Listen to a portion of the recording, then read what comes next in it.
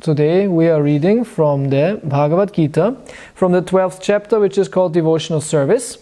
And we are reading text 6 to 7, which has also a little longer purport. Srila Prabhupada gave it a little longer purport because it is an important verse. It's a relevant verse, it's a very positive, optimistic verse, and has a very nice analogy inside also.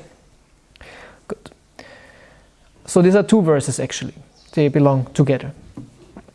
Yetu sarvani karmani mai sanyasya matparaha ananyainaiva yogena mam dhyayanta upasate teshamahang samudartha mrityu sangsara sagarat bhavamina chirat parta maya vishita chetasam. Translation. But those who worship me, giving up all their activities unto me and being devoted to me without deviation, engaged in devotional service and always meditating upon me, having fixed their minds upon me, O son of Pritha, for them I am the swift deliverer from the ocean of birth and death. So, before we start the purport, as I said, which is a little long, like, not a little long, like 2 pages, 12. 12. Kapitel, Vers 6 bis 7. 6 bis 7. 12, 6 bis 7. So that we go a little slower, not just read everything, and at times it's difficult to listen to everything also if you just read it.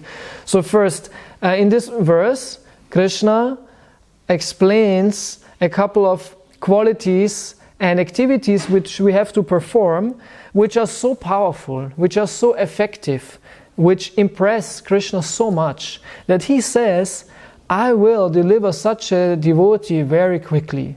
Very quickly. For him there is no question of not delivering. So his mercy is invoked if we abide by these words. And he gives a very nice analogy of the ocean of birth and death. Mrityu samsara sagarat. Sagara is the ocean, and mrityu is death, and samsara is this cycle. So this repeated dying, the ocean of repeated dying is crossed by the mercy of Krishna. And not just crossed, it's more, he says, I deliver them from this ocean. So it's not that we cross it, so we are more delivered. We are taken out of this ocean in which we would normally drown. Normally, if you would drop in the ocean, in the middle of the ocean, take any ocean. Yeah, ocean is a huge body of water, tremendously huge. So imagine you're dropped in the middle of this ocean.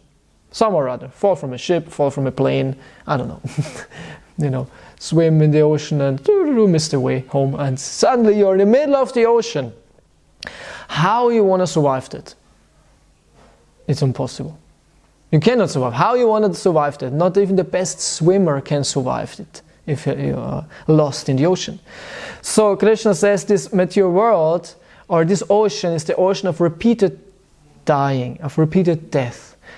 So, meaning you cannot get out of this ocean, you will die and die and die and die again, which means also you have to live again and again. And this is rather painful for the soul, because material life is actually troublesome and painful. And Krishna says, but if you do that, what he is recommending here, I become this swift, and the word is chirat. Chirat means very quickly. Very quickly I will take him out. So you're in this ocean, you're drowning, but suddenly there comes some help. Boat, saving boat, and they take you out into the boat and you're saved, and everything is over, everything is done, you're saved. So Krishna says like this, someone who, and what are these qualities? First, yetu sarvani karmani, meaning you who is doing everything, every activity for Krishna. Sarvani karmani. Every activity, all you do it for Krishna. So it's the first thing. First thing we have to do. Everything for Krishna. Which is not easy, of course, but possible.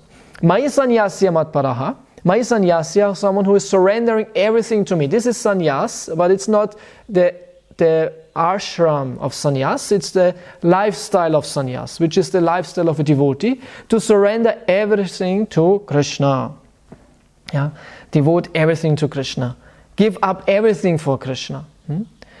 Ananya neva yogena, and being exclusively engaged in bhakti yoga. Yeah? So you do nothing else. Madhyayanta upasate, and you always think about Krishna. You always meditate about Krishna. Upasate, and you worship him. So if you do that, then Krishna says, Desham aham samudarta. I become this, samudarta means deliverer, the savior of such a devotee who so nicely, so much engaged in devotional service. I become the deliverer of mrityu samsara sagarat, of this ocean of death. Bhavami nachirat parta. Bhavami means I become very quickly. Nachirat means not long. Nachirat means, because chira means actually long, and nachirat means not. It will not take long. I will immediately respond. Krishna says, I will immediately respond. Maya aveshita chetasam, to those whose minds, chetas, are fixed on me. So, this is the verse, and now the purport. It is explicitly stated here that the devotees are very fortunate to be delivered very soon from material existence by the Lord. In pure devotional service, one comes to the realization that God is great and that the individual soul is subordinate to Him. His duty is to render service to the Lord, and if he does not, then he will render service to Maya. Okay, so Prabhupada explains here in the first paragraph that the devotee is very fortunate because he is in the best position possible. He is serving the Supreme Personality of Godhead. And if we are not serving God, we are serving Maya. And serving Maya means doing useless things. Even these things seem to be very important, very relevant. Actually, it's useless. Why? Because it's temporary. It will not last. It will go away. It will be forgotten. It will be dissolved. And it will be gone. And it will be as if it would have never existed. Now, a big businessman like Mark Zuckerberg, who everyone knows, he founded Facebook, he's so famous, and he created something. Why is he famous? Because he created something which is used by more than 1 billion people in the world, sometimes at the same time. It's very powerful, a powerful tool. I think this is, in the modern history at least, the thing what is used by most of the people, well, one platform of the internet. 1 billion people in the world. Out of 7 billion people, 1 billion is using it. It's a lot, right? And he's the founder of it. He's famous, he's rich, he's all that. How can he be not relevant in the modern world? Yeah, he will die. Oh, but Facebook will stay. Okay, but it will, one day it will also be gone. And then you might only remember Facebook. It will be something in the history books, what the kids will learn. Once upon a time there was a guy named Mark Zuckerberg, and he founded Facebook. What is for Facebook? Yeah, it was this and that, and for communication, blah blah blah. Yeah, as we read now about maybe Gutenberg, who founded the printing press, or as we read about Thomas Edison, who invented the light bulb. Okay, we still use them, but there are other things which are not in use anymore. So there are just things which are then written in a history book, and that's it. And then with time, because time is very powerful, is the most powerful destroyer in the world, is time. As Krishna says, Kaalosmi, I am time, which is the destroyer of all the worlds. It will destroy also the remembrance of Mark Zuckerberg. And there will come a time when nobody knows that Mark Zuckerberg ever existed and that Facebook was ever used by 1 billion people. And then time will pass and it will be completely gone. And then, how relevant is Facebook? Super zero relevant. Not relevant at all. Nobody even knows that it existed. So this is the nature of any material activity. This is the nature of any Mayic activity. It will be gone and it will be not relevant. And in that sense, it's illusion. And in that sense, it's useless. It's illusion. So, and a devotee, he knows this very well. He is completely convinced about that. And he knows, why should I invest in an illusion, in a temporary? It will bring nothing. Even Mark Zuckerberg will not know that he created Facebook in 1 billion years. He will not have any knowledge about his having been Mark Zuckerberg. In the same way, for us, what's the relevance now? Building empires, making so much money or impact in the world, having an impact and footprint in the history of the world, if it will be gone and dissolved. And even ourselves, we will forget that we ever did it. Isn't it?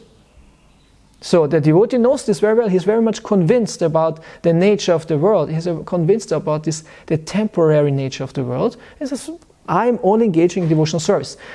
But because especially we as beginner devotees, we don't know that. We don't know. We know it theoretically. Now we heard it in a class, we have maybe read it in the books, maybe we have some little clue about it, but not in a practical way. And this is the reason why we're still attracted to Maya. This is the reason why we're still engaging in Maya and scrolling down on the Facebook. This is the reason, because we don't know, and we're wasting our time. As Robert says, don't waste time. This time you could have been used in substantial activity. Substantial activity means an activity which really leaves an imprint, meaning a spiritual activity which brings you further towards Krishna. And this advancement will stay forever. Whereas material advancement, it will go back and forth, left and right, and dissolving. It's actually useless. As is said, it's an illusion, right? So a devotee knows this and is not anymore, it's this intellectual conviction, and he might have, especially beginner devotee, he has this conviction, but he might have inclinations towards Maya, but he knows that, and this knowledge will save him from wasting the time. Whereas the very advanced devotee does not have any more inclinations towards Maya. So it's said that there's a devotee, like a material, if you have here the material, spiritual world and here the material world, and here's the border, microphone is the border. The karmi is the one who's in the material world, the materialist, the vikarmi, however you want to call him. He's with both his legs in the material world, completely engaged in the material world, never looking into the spiritual world, never seeing the spiritual world, never thinking. This is a border which is kind of a huge wall which separates these worlds, and this guy does not know that there's a world beyond this wall. This is the materialist, and he runs in this material world up and down, doing this and that. So then there is the searcher of truth. This means a material person who has both his legs in this world, but he has already knowledge, and he turns towards the spiritual world, and he looks, and he can look over the wall. Maybe the wall doesn't exist to him. Anyway, he knows, there is actually a world beyond, but he's still in the material world. He just looks to the spiritual world. He's gravitating there, but still in this material world. And then is the one who practices devotional service, and he is on the border. He's in the margin. He has one leg in the material world and one leg in the spiritual world. Right? And he's living kind of in both worlds, meaning he has inclinations towards both. He's liking to chant, he likes Krishna, but still he's struggling with anarthas. He has still attachments. He's on the border. Right? And then there's the devotee who dissolved this issue, these problems, and he is with both legs in the spiritual world. And he left it already. So we are kind of like this. We're not the guy who's running in the material world, know nothing about the spiritual world. We're not the one who's just looking there and maybe one day, or hoping, or just believing. No, we are already engaged in devotional service. We have both legs, one in the spiritual, one in the material world. So in that sense, we are in this Maya's pulling and Krishna's pulling, and we still have this conflict and struggling. This is called anishtita bhajana kriya. Anishtita bhajana kriya means unsteady devotional service. One day you are, wow, I like to chant, and I go, oh, is everything wonderful, and other days you're not like to chant, you don't like to go to Mangalarti, you don't like to. You know you should want, and maybe there's some bad feeling, but somehow or other we are not powerful, strong enough to engage completely in devotional service. And then with time, this will get purified and our bhajan becomes strong, that we are nishta, a platform of nishta. After narta niriti is nishta. Nishta means steady. You do everything as it should be and engage in devotional service in steadiness. And when you do that, then comes ruchi. Because there's no interference in your bhajan, right? You do steady devotional service, and ruchi, a taste, is the natural consequence. But if you do devotional service and you always stop and do some maya activity or this and that, of course the taste will never really develop, isn't it? It's clear. Because it's like you go forward and you stop, and you go the other direction, right? It's back and forth, back and forth. Okay, so this was the first paragraph. Oops, there's still so much. Okay. As stated before, the Supreme Lord can be appreciated only by devotional service. Therefore, one should be fully devoted. One should fix his mind fully on Krishna in order to achieve him. One should work only for Krishna. It does not matter in what kind of work one engages, but that work should be done only for Krishna. That is the standard of devotional service. The devotee does not desire any achievement other than pleasing the Supreme Personality of Godhead. His life's mission is to please Krishna, and he can sacrifice everything for Krishna's satisfaction, just as Arjuna did in the battle of Kurukshetra. The process is very simple. One can devote himself in his occupation and engage at the same time in chanting Hare Krishna, Krishna Krishna, Hare Hare, Hare Rama, Rama Rama, Hare Hare. Such transcendental chanting attracts the devotee to the personality of Godhead. Okay, this was the second paragraph. Interesting point here was a devotee can sacrifice everything for Krishna. And I think most of us, all of us, did like that. There was a time when you liked the Beastie Boys. Maybe. Or anything, right? Or your favorite band, your favorite movie, your favorite, whatever to eat, whatever, right? There was a time you had some favorite friends, this and that. And then you come in contact with Krishna. And you see that your favorite is actually nonsense. It's Maya. And what you do? You stop it. You give it up. Isn't it? You give it up. And Krishna values this very well. You like so much the Beastie Boys. How can you not miss the Beastie Boys anymore? How is this possible? Because Krishna, you don't like it. You don't like Beastie Boys. You like the soul of these Beastie Boys, but you don't like their nonsense music. And Krishna is very pleased. So a devotee is the one who really gives up everything for Krishna. And only listens then to Kirtan, right? He does everything to please the Lord. Eats only prasadam. All this simple devotional service, what we do, these simple devotional practices are very pleasing to Krishna because we want to become his devotees, isn't it? And some things are not easy to give up. For some, they are very attached to the Beastie Boys. So it's not possible. And some devotees, I give up Beastie Boys, no problem. I drop all the CDs in the bin and I don't have them, or I store them somewhere in my, and then I become a devotee, and then after some years, because we are not completely determined, my old CDs, I'll go back home and listen, it was so nice. Huh? Many devotees do like that. They have a time of enthusiasm, of dedication, and I give everything up for Krishna, become a brahmachari, become a brahmacharini, and engage in devotional service, and all this Maya nonsense is not relevant. But later, suddenly, it's like our old karma is always running after us, because we are running very fast in devotional service, but the old karma is still running after us. And when you slow down, it catches you. Very often. Devotees change into white or something, and suddenly the Beastie Boys are back. The old Beastie Boys always run after you. Ding, ding, ding, ding, ding, ding, ding, ding, ding, ding. Isn't it? Yeah, that's the problem. So that means we should always engage very determined in devotional service. We should not slow down, actually.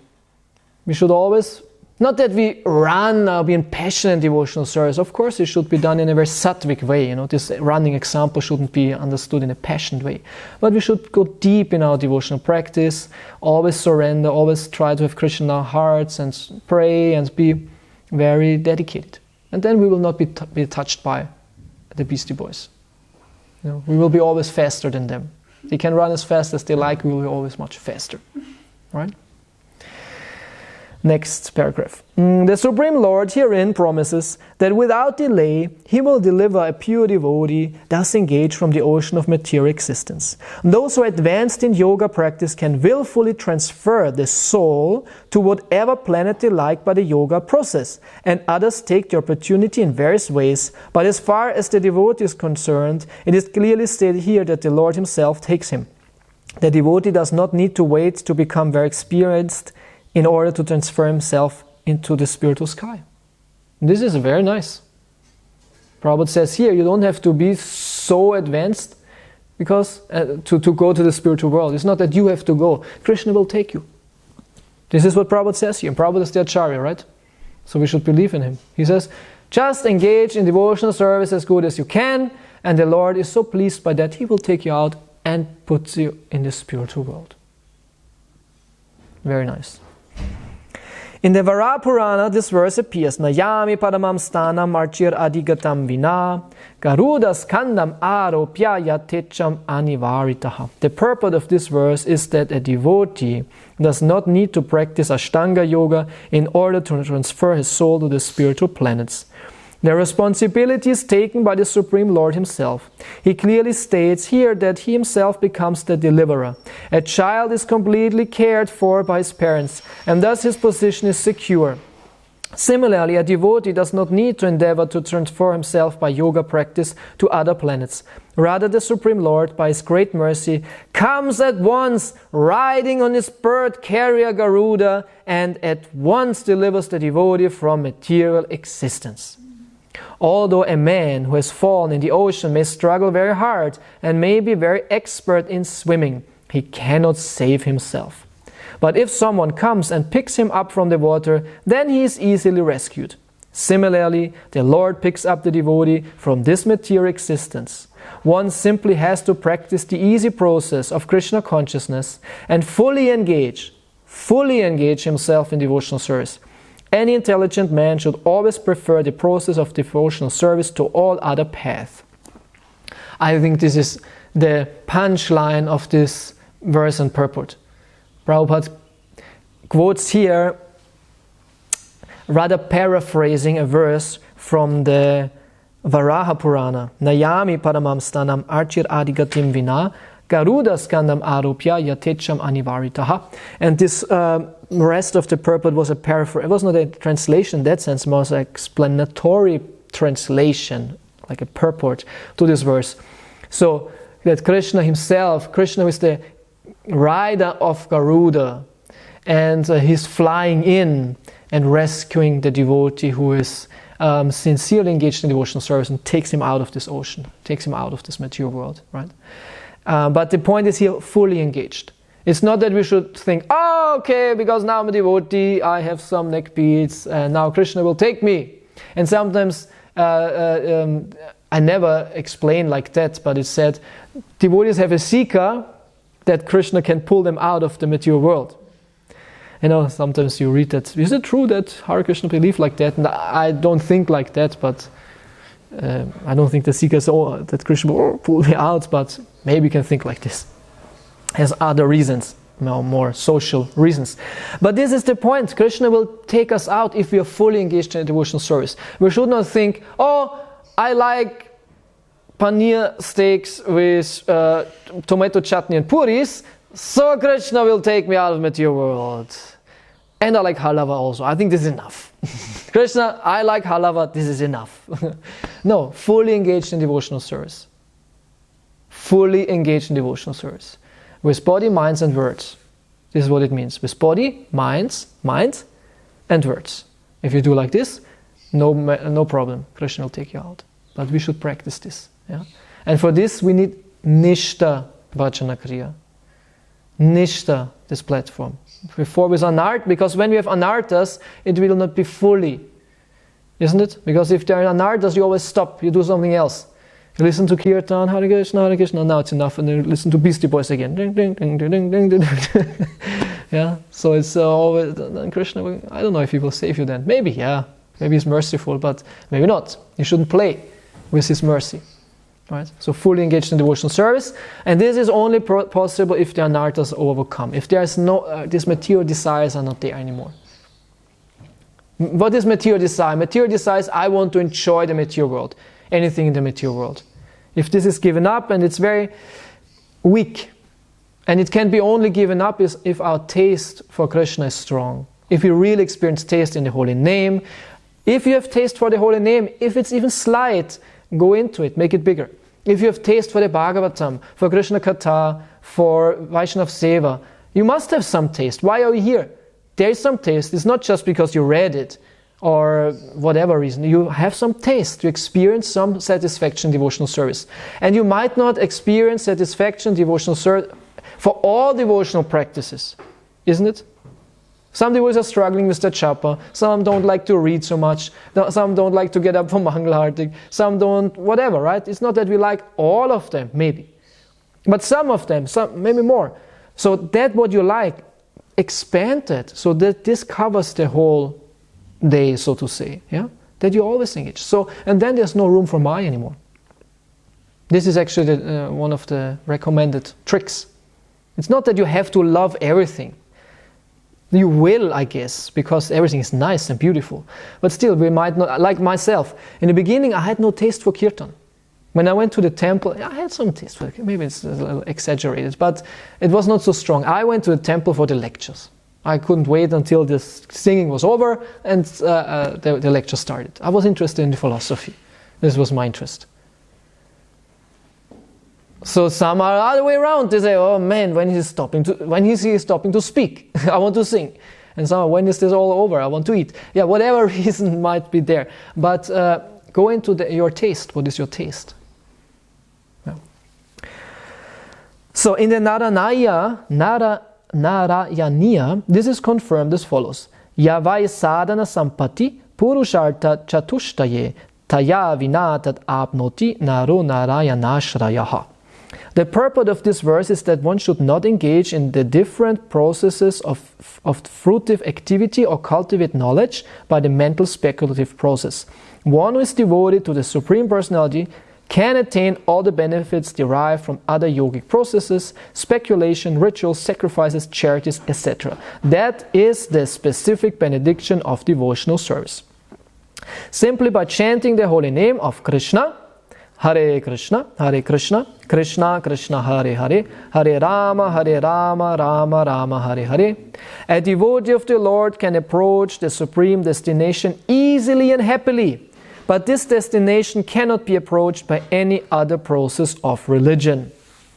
Okay, so I think this is very clear.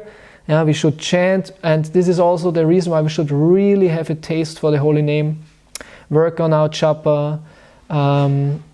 Sometimes devotees don't have taste, they don't like to chant, it's a drag for them, they fall asleep, they are not really listening, and we should really work on our japa, it's crucial. And tomorrow is Ekadashi as far as I know, so this is a very good day for practicing japa, chant some extra rounds, work on it. And Prabhupada says here, easily and happily you will approach the supreme goal. That what is normally very difficult to achieve is very easy for those who have the mercy of Chaitanya Mahaprabhu. And this is the mercy of Chaitanya Mahaprabhu, that he gave us the holy name. So last paragraph. The conclusion of Bhagavad Gita is stated in the 18th chapter. Sarva dharmam parityaja mam ekang sharanang raja ahang tvang sarva papebhyo mokshayashyami ma shuchaha. One should give up all other processes of self-realization and simply execute devotional service in Krishna consciousness. That will enable one to reach the highest perfection of life. There is no need for one to consider the sinful actions of his past life, because the Supreme Lord fully takes charge of him. Therefore, one should not entirely try to deliver himself in spiritual realization. Let everyone take shelter of the supreme omnipotent Godhead Krishna. That is the highest perfection of life. So Prabhupada with his merciful words in the end prays here, let everyone take shelter of the supreme omnipotent Godhead Krishna. That is the highest perfection of life. And he quotes this key verse of Bhagavad Gita, which every devotee should know by heart, even those who don't learn many verses. Everyone should know this verse. Sarva dharmam parityaja mam ekang sharanang vraja ahang tvang sarva papebhyo mokshayami ma shucha ha. Yeah. This, if you know this verse, then it's okay. This is very important. Huh? Just give up everything, Krishna says to Arjuna. Give up all activities, give up all dharma. Just surrender unto me. I will save you from all papa, means sin. Ahang tvang sarva papebhyo. And do not fear. Right? Do not fear. So this is what we should do. We should surrender our life with our body, with our words and our mind, with our heart to Krishna. We shouldn't be afraid. We should not hesitate. We should have trust in Krishna. And as Prabhupada says here, so we can easily and happily reach the supreme destination, which is Goloka Vrindavan, the association of Vrajendra Nandana, of the lover of Srimati Radharani and the Lord of Vrindavan. This is our supreme goal. Srila Prabhupada ki. Any questions? Yes? You mentioned that we should become steady, and how we become steady in the mind. Yeah, steady in the mind means to put the mind, focus the mind on Krishna. As we start with the japa, this is a very good example, right? In japa, you can see where your mind goes. Our mind goes most of the time everywhere. You should always bring the mind back to Krishna, to the holy name. We should understand that the name is not different from Krishna. This is who has never heard this? The holy name is Krishna himself. Who has never heard it? Everyone has heard it. Everyone knows that. But what does it mean? It means the name is Krishna. So when you hear the name, you hear Krishna. You are together with Krishna. You think about Krishna. Don't have to think about anything else. Krishna is the name. And this will be experienced. The taste of the name will, as Prabhupada says, the holy name, Krishna is dancing on your tongue. Right? Prabhupada says that Krishna is dancing on your tongue because you chant the holy name. The name is Krishna. He's dancing on your tongue. Right? So we have to work on that to experience that. And when we are not chanting, so this is practical, how to put the mind on Krishna when you chant. And when you are reading, you should put the mind on what you read. When you do service, be conscious that you do it for Krishna. Very easy. Always put the mind on the Krishna factor in the situation. And don't go here, don't go there. And experience a taste for it. Not just an intellectual thing, but there should be Krishna's mercy and love should be experienced through this. I think it's a very important factor. There's an indication for that you, in the right way, put your mind on Krishna. That there is the mercy coming. And this is the reason why the devotee is always happy. Because he has this pleasure in his heart. Okay? Anything else? Yes. Can I have a question? Yeah, please. As far as I understood so far, that anartha nivritti is not a separate stage, but it lasts simultaneously during the other stages. So, how we acknowledge that anartha nivritti is in progress, and what should be our behavior towards the anarthas that are going on the surface? I don't 100% understand your question. First part understood, yeah, of course. Anartha nivritti goes longer, it's not stopped with nishta, so it keeps on going. There are more subtle anarthas which stays, but this other part. It goes until which stage? Anartha nivritti? Yes. Yeah, sometimes it's said until Prema, because we know Bharat Maharaj, he was on Bhava and he had some anarthas or whatever it was, what he did wrong, but he was falling from his level, yeah. Yes, I also understood, but I didn't know if I understood right also until Prema. And what should be the other part of the question? Yeah. What should be our behavior when the anartha, when we see that anarthas appear, you know, because this hurts. It hurts. Yes. If you're sincere, you can clearly see Yeah. what's going on. But Yeah. you know, if you put yourself in the position of the victim, you can do anything. What is the best appropriate behavior in the situation? Yeah, good question. So first thing is we should always understand that we still have anarthas. Yeah. Then we are not so much shocked when they come. Because if you say it hurts and you are like surprised, that means you think you don't have any anarthas anymore. Meaning you think yourself more advanced than you are in reality. Right? So this is the first thing. A devotee always understands that he is actually very fallen, that he is very neophyte, and has lots of bad qualities. Like Bhaktivinoda Thakur, of course, it's a high level, but he expresses his bad attitude and mind all the time, because he's a pure devotee and he is very humble, and he sees or just feels himself very humble and expresses himself as a great sinner in that sense. So humility is I think it's the solution for everything in devotional service, because when you're humble, you accept that you have anarthas, that you're proud, that you're greedy, that you are aggressive, that you are lazy, or whatever it is, right? Everyone has his issues. And then you acknowledge it, but try to work on it. You're not playing the victim card. Oh, I'm so fallen, I'm so lazy, this is the reason why I'm like that. You know, because I am so lazy, I will always be lazy, and it's okay to be lazy.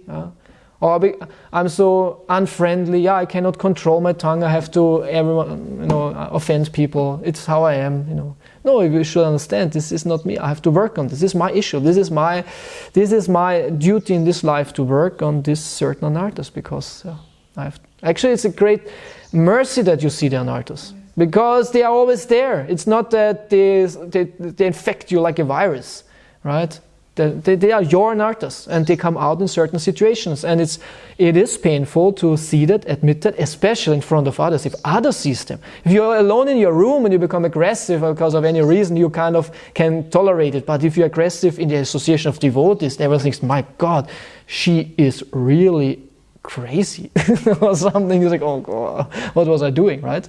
This is even more painful.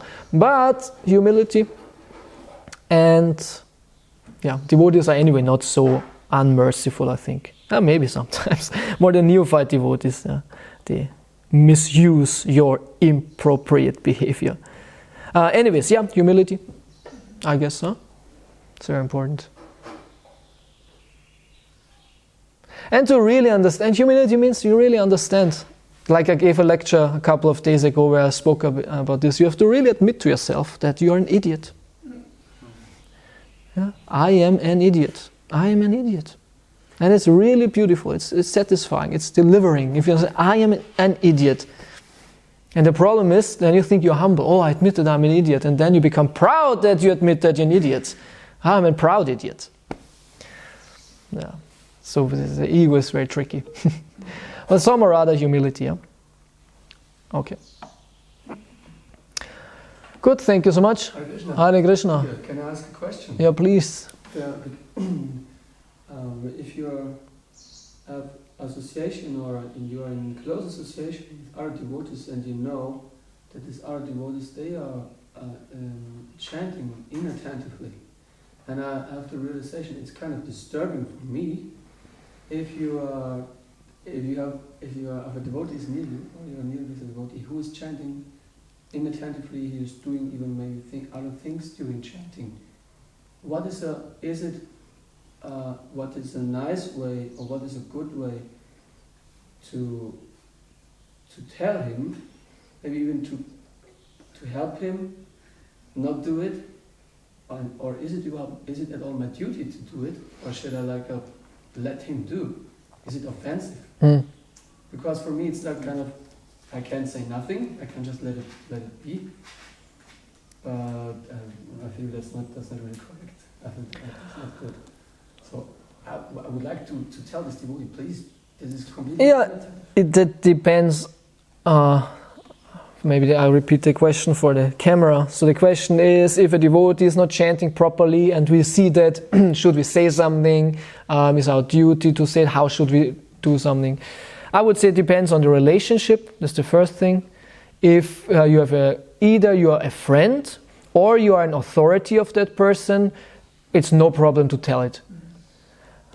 So, but if you are not in a relationship with this person, then because the ego is there, and why should you bother, and maybe we are even proud to correct someone, or we should be very careful. But if there's a relationship, especially if this is a friend of mine, or I have a close relationship where I know there's no problem, I can tell, or I'm like an authority of that person, yeah, it's very good. And in normal cases, okay, and then we have to formulate it also in a nice way.